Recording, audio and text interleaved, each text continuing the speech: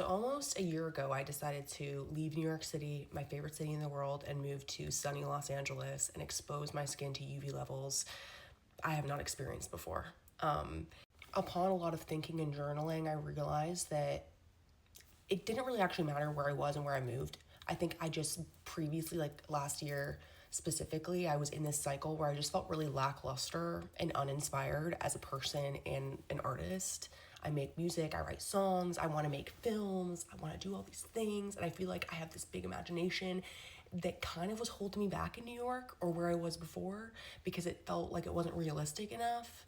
And then all of a sudden I moved to LA and it was change. I had to kind of start over. Had a blank slate for some reason, and it felt like my imagination became my superpower.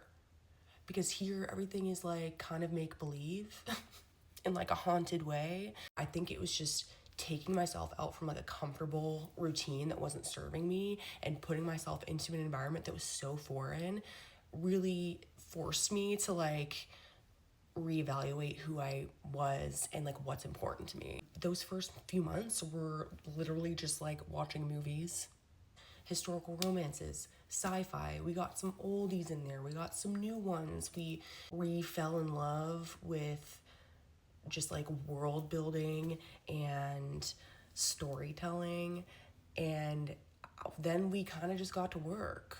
And for some reason, like writing songs loosely inspired by the worlds that I would lose myself in, like each night through my books, my video games, and the movies that we would watch. Like, you know, I played Baldur's Gate 3, I showed Cade Pride and Prejudice. I felt like I was making stuff that just felt very authentic to me because who I am is a combination of everything that I consume. Not everybody's like that, but I always have been that way. I was that kid that would watch a movie and then like my whole personality would change for like the 2 days after.